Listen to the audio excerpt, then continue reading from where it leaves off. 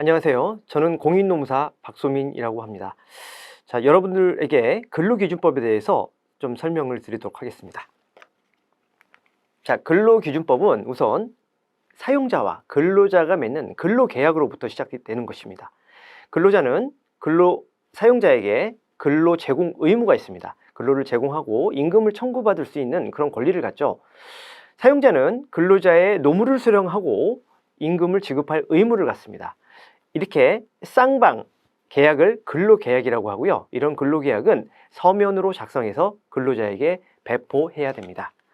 자, 그러면은 근로계약서를 어떻게 작성해서 배포하는지 좀 보도록 하죠. 우선 일반직 근로자에게 쓰이는 표준근로계약서의 양식이 있습니다. 이러한 표준근로계약서는 사업주와 근로자가 다음과 같이 근로계약을 체결한다라고 해서 그 표준근로계약서에 1호부터 10호까지 쭉 나와 있죠. 그래서 이러한 내용들을 가지고 사용자하고 근로자하고 근로계약을 맺고 이런 부분을 근로자에게 배포하는 그런 부분입니다. 그래서 주로 보시면은 근로개실, 근로장소, 업무 내용, 소정근로시간, 임금, 연차휴가, 사대보험 등등에 대한 내용이 나옵니다. 뒤에서 설명할 부분이기 때문에 여기선 간략하게만 말씀드리고요. 참고적으로 이러한 서식은 고용노동부 홈페이지 정책 자료실에서 다운받으실 수가 있으니까 반드시 다운받으셔서 확인을 하셔야 될 것 같습니다. 자, 이러한 표준근로계약 외에도 기간제 또는 단시간 근로자의 경우는 다른 식으로 이제 근로계약을 체결하는데 뭐 그렇다고 해서 완전히 다르지 않습니다. 기간제 근로자는 딱 한 부분이 달라요. 근로계약 기간 다르겠죠? 그래서 그 근로계약이 몇 년 몇 월 며칠부터 며칠까지이냐 근로계약 기간이 나오죠. 그다음에 단시간 근로자의 경우도 마찬가지입니다. 근로일 및 근로일별 근로시간이 다를 수가 있어요.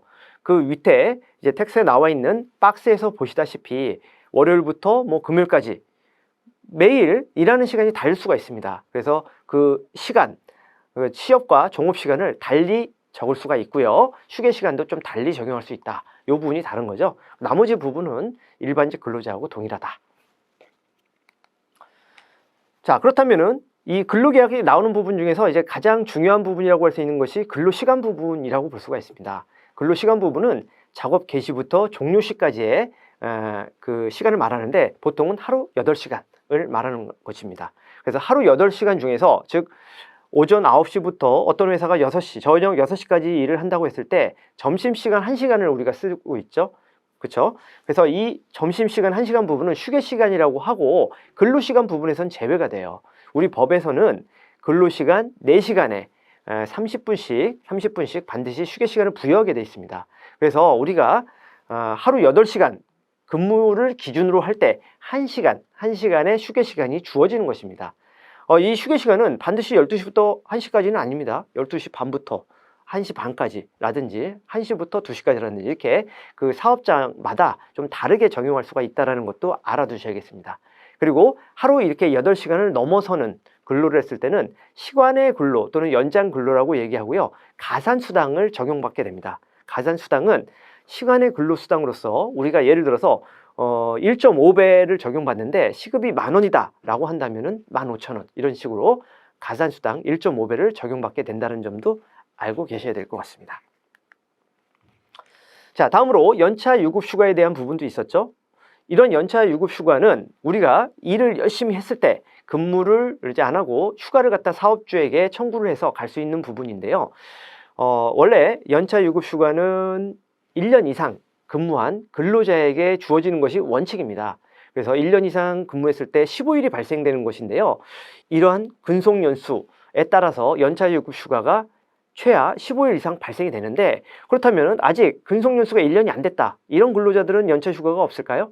그런 것은 아닙니다. 근속기간 1년 미만자에 대해서도 월 개근시 하루씩의 월차 개념의 연차가 발생한다는 것도 알고 계셔야 되겠습니다. 그래서 아직 내가 이 회사에 들어온 지 1년이 안 됐다 라고 한다면 최대한 받을 수 있는 연차는 11개.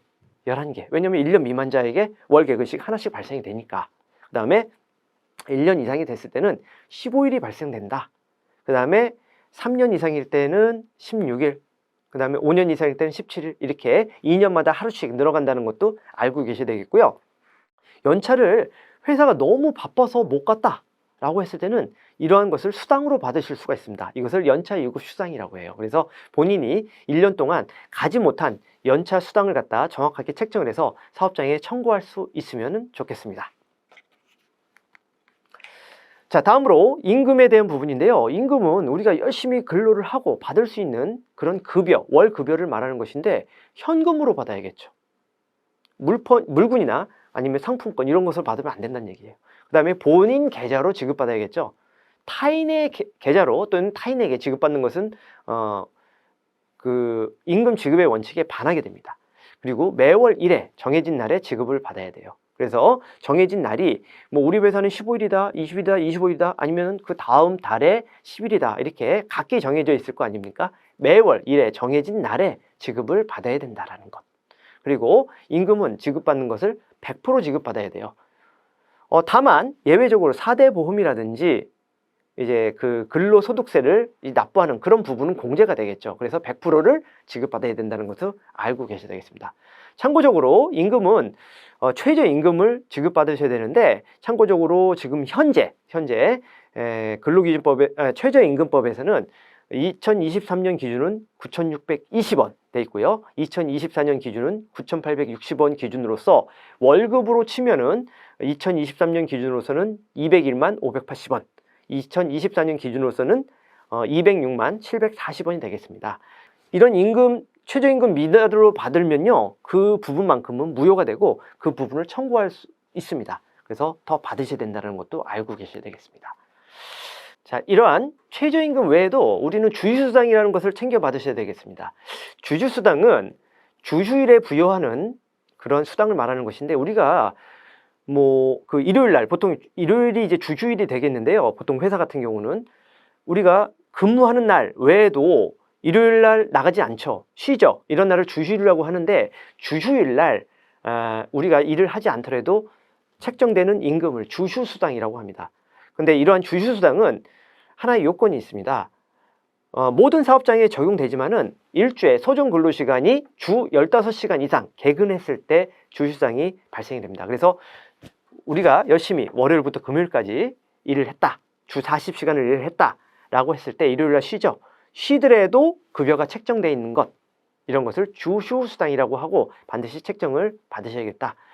다만 이러한 그 주휴수당은 주 15시간 이상 개근한 근로자에게 지급이 되는 부분이니까 일반직 단시간 근로자에게도 주휴수당이 비례적으로 지급이 되는데 가령 예를 들어서 어떤 사업장에 일반직 근로자가 40시간 이상 근무를 한다. 근데 나는 주 3일만 나오는 단시간 근로자다 라고 했을 때는 8시간씩 3일 했을 때는 24시간이죠. 그렇죠? 그래서 40분의 24 곱하기 8시간 곱하기 시급을 하면은 본인의 주휴수당이 나와요.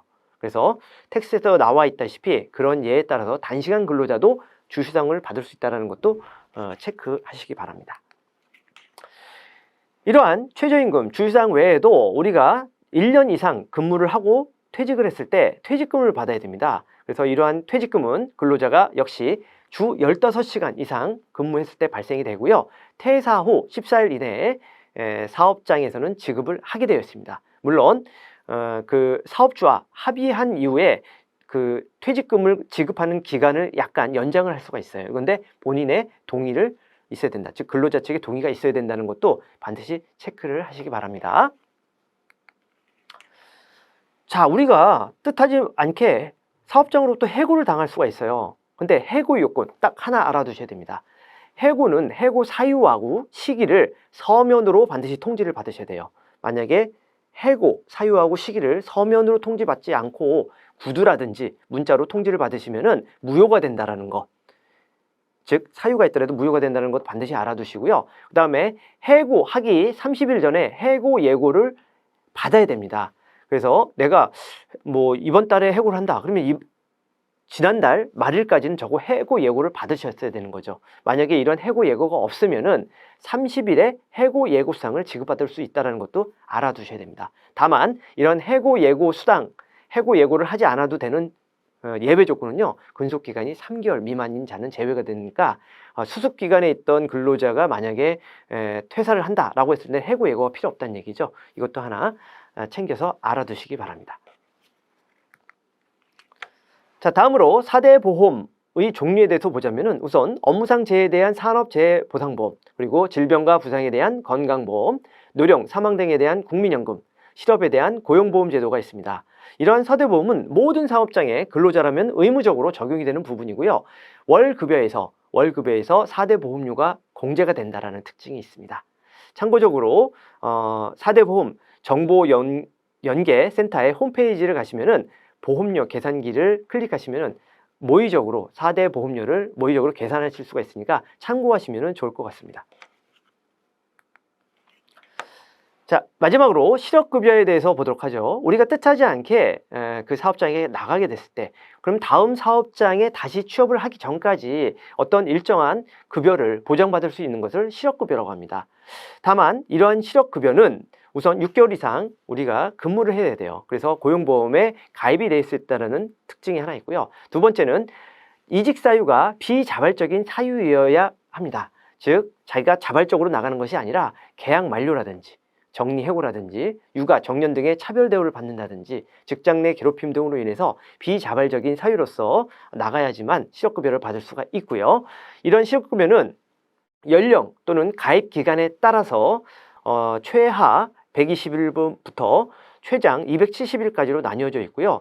보통 60% 자기가 받는 월급의 한 60% 정도를 생각하시면 되는데 법상 지금 상한액이 있어요. 상한액이라는 것은 실업급여액이 구직급여액이 66,000원으로 되어 있습니다. 그래서 본인 급여가 굉장히 높더라고 할지라도 66,000원 정도에서 이제 실업급여가 나갈 수가 있다는 얘기고, 이건 실업 기간이라든지 가입 기간에 따라서 일수를 실업급여를 갖다 받을 수 있는 부분이 있고요. 이런 부분을 혹시 계산을 하기 위해서는 고용보험 사이트에 가셔서 실업급여 안내란이 있습니다. 그 부분에 구직급여액 모의 계산을 하는 그런 부분이 있거든요. 그 부분을 이용하시면은 실업급여액을 아실 수가 있을 것 같습니다. 자, 오늘 근로기준법에 대해서 살펴봤습니다.